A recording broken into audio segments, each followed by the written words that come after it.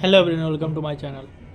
Happy Republic Day to all of you. और यार, यदि आपको लगता है कि मेरे बातों से यदि आपको इम्पैक्ट पड़ रहा है, आपको आप तक अच्छी इन्फॉर्मेशन पहुंच रही है, तो लाइक शेयर और सब्सक्राइब कर सकते हैं चैनल को। ठीक है, इस वीडियो में बात करेंगे कि मेरा सेकेंड फेज ऑफ ट्रेनिंग कैसा हो रहा है। ठीक है, सेकेंड फेज ऑफ ट्रेनिंग में क्या कुछ होता है, उन सारी चीज़ों पे चर्चा करेंगे। हालांकि ये आपके लाइफ का मतलब आपके सिलेक्शन के बाद का पार्ट है। स्टिल बहुत से लोगों ने पूछा था कि क्या चल रहा है, अभी कैसा ट्रेनिंग चल रहा है, तो I should make a video on that. ठीक है, तो देखो, जो फर्स्ट पार्ट होता है ना, वो mainly first phase of training जो होता है वो ऑपरेशन बेस्ड होता है। ऑपरेशन बेस्ड मतलब आप जो day to day banking life में देखते हो, जैसे पैसे निकालना, जमा करना, ट्रांसफ़र करना, ठीक है, NEFT, RTGS, ठीक है, फिर से KYC, account opening, account transfer, ये सब तमाम चीज़ें जो होती है, आप जो फ्रंट डेस्क पे देखते हो जब बैंक जाते हो, ठीक है, तो वो आपको फर्स्ट फेज में सिखाया जाता है। सेकेंड फेज ऑफ ट्रेनिंग जो होता है क्लासरूम का, उसमें मेनली क्रेडिट बेस्ड होता है कि आपको एडवांसेस जो लोन होते हैं उससे सिखाया जाता है। ठीक है, लोन में अलग अलग डिपार्टमेंट होते हैं। होम लोन का हो गया, एडुकेशन लोन हो गया, व्हीकल्स लोन हो गया। ठीक है, उसमें भी लिमिट होता है कि इतना लिमिट तक आपको ब्रांच से सेंक्शन होगा, फिर उससे ऊपर हायरार्की बेस्ड होता है। ठीक है, और ये बैंक टू बैंक थोड़ा बहुत वेरी भी करता है, पावर्स और ये एंड ऑल। ठीक है, वो सर्कुलर के हिसाब से होता है। तो सेकेंड फेज में क्या हुआ, जैसे हम लोग का ट्रेनिंग दिसंबर में था सेकेंड फेज का, तो क्लासरूम ट्रेनिंग में हम लोगों को मेनली क्रेडिट से रिलेटेड जितने भी थ्योरी थी और सम थोड़ा बहुत प्रैक्टिकल भी से वहाँ पे बताया गया। ठीक है, उसके बाद हम लोगों को नेक्स्ट जो 5-6 महीने हैं, ठीक है, मतलब जनवरी से लेके अभी मई लास्ट तक, इसका हम लोगों को शेड्यूल दे दिया गया। और इसमें बैंक का मोटिव क्या है ना, कि आपको हर एक डिपार्टमेंट का थोड़ा थोड़ा एक्सपोजर दे दिया जाए।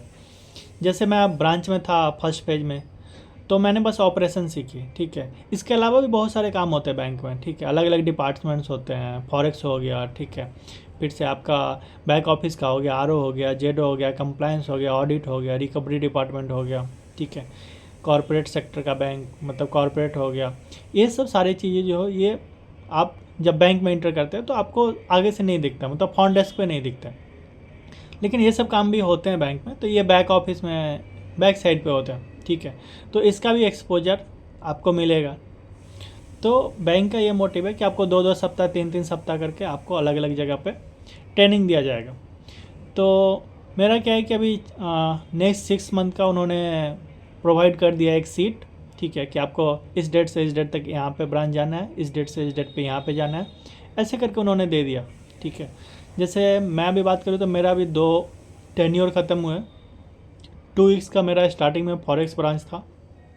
ठीक है, यहाँ पे सारे ब्रांच फॉरेक्स नहीं होते, मतलब फॉरेक्स में जो डील होता है ना, रेमिटेंस आप भेजते हैं इनवर्ड आउटवर्ड, तो वो सारे ब्रांचेस में नहीं होते हैं।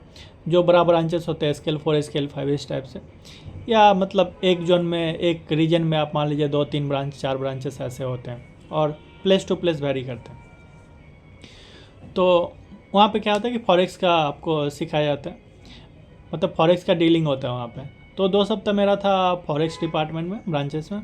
ठीक है, वो ख़त्म हुआ। उसके बाद मेरा 2 सप्ताह था SMS ब्रांच में, जहाँ पे क्या होता है कि लोन प्रोसेसिंग का होता है।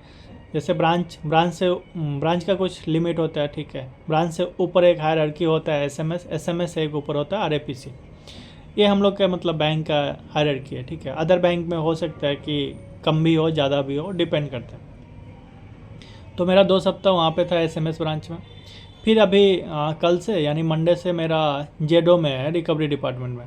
ठीक है, तो ऐसे ऐसे करके 2-2 सप्ताह 3-3 सप्ताह करके आपको हर एक डिपार्टमेंट में घुमाएंगे। ठीक है, फिर उसके बाद 3 सप्ताह का रूरल पोस्टिंग है मेरा। ठीक है, रूरल ब्रांच में जाके क्रेडिट सीखना है। ऐसे करके वो मतलब अपकमिंग 6 मंथ का उन्होंने शेड्यूल दे दिया। अब क्या है कि ये चीज़ थोड़ा सा बैंक टू बैंक वेरी करता है। रीज़न ये कि जो बैंक ऑफ बड़ौदा में प्रोबेशन पीरियड होता है वो 1 ईयर का होता है। मतलब हमारा जो ट्रेनिंग का पीरियड है वो 1 ईयर का है। 1 ईयर के बाद हम कंफर्म पोस्टिंग होगा, हमारा कंफर्म ब्रांचेस मिलेंगे। ठीक है, बाकी बैंक में क्या होता है या SBI में क्या होता है कि 2 साल का प्रोबेशन होता है। तो चीज़ें सेम होती है, उसमें भी वही होता है कि आपको फर्स्ट फेज में क्रेडिट सिखाएंगे, सेकंड फेज में मतलब फर्स्ट फेज में ऑपरेशन सिखाएंगे, सेकंड फेज में क्रेडिट सिखाएंगे, बाकी चीज़ें जो आपका RO जेडो लेवल का हो गया वो चीज़ें सिखाएंगे। बस वहाँ पे क्या होगा कि ड्यूरेशन थोड़ा सा बढ़ जाएगा। ठीक है। जैसे अदर पीएसबी का यदि बात करेंगे तो रूरल पोस्टिंग जो होता है वहाँ पे 3 मंथ का होता है, हमारा सिर्फ 3 सप्ताह का, ठीक है। तो 1 ईयर से 2 ईयर जब भी होगा तो ड्यूरेशन ऑफ कोर्स थोड़ा सा लंबा हो जाएगा। तो चीज़ें यही होती है कि आपको पर्पस यही है कि आपको डिफरेंट फील्ड का ये देना है, मतलब एक्सपोजर देना है। बाकी बस चल रही है यार, मतलब अभी क्या है कि ज़्यादा कुछ वर्कलोड नहीं होता है ब्रांचेस में, जितना वर्कलोड होता है उतना कुछ वर्कलोड नहीं होता है। आपको अलग अलग जगह पे सीखना ही है, बैठना है, ऑब्जर्व करना है। लेकिन वही होता है कि आपको 2-2 सप्ताह करके अलग अलग जगह पे जाना होता है, तो थोड़ा सा ट्रैवलिंग इशू होता है और मेंटली होता है ना यार, कि आप मान लो कहीं एक जगह, मान लो एक ब्रांच आपको जाना होता है तो थोड़ा आप यूज टू हो जाते हो, ठीक है। अब कहीं भी आप जाओगे तो 1-2 सप्ताह तो आपको लग जाते हैं सबको जानने में, फिर से मतलब फ्रेंडली होने में, मतलब इन्वायरमेंट फ्रेंडली होने में।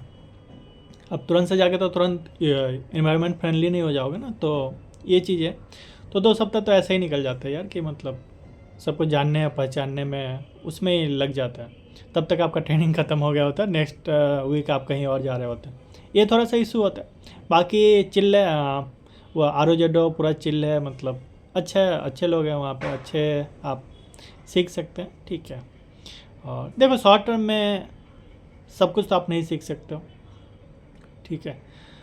अब ऑपरेशन में जब जाते हो तो आपको बहुत कुछ चीज़ें पहले से पता होती है। जैसे आप भले NEFT RTGS का मेनू नहीं पता है आपको, फिनाकल नहीं पता है, लेकिन ये पता है ना कि हाँ मतलब इस लिमिट तक NEFT करते हैं, इससे ऊपर RTGS करते हैं, या फिर KYC में कौन कौन सा फॉर्म लेते हैं, OBD क्या होता है, अकाउंट ओपनिंग में क्या क्या लेते हैं। ये सब आपने ऑलरेडी जब प्रिपरेशन कर रहे होते हैं तो GS में पढ़ चुके होते हैं, जनरल अवेयरनेस में आप पढ़ चुके होते हैं, तो वहाँ पे आपको थोड़ा सा फैमिलियर टाइप से लगता है।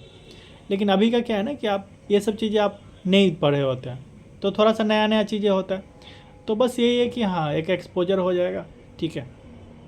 बस यही बैंक का भी पर्पस है, हमारा भी पर्पस यही है। तो बस अभी यही है कि नया नया जगह जाके नया नया लोगों से मिलना है, नया नया डिपार्टमेंट मतलब एक्सपोजर लेना है। बस यही चल रहा है, और कुछ खास नहीं चल रहा है, ठीक है। बाकी सब चिल्ल है, बढ़िया है, ठीक है। चलिए मिलते हैं फिर, बाय बाय, टेक केयर।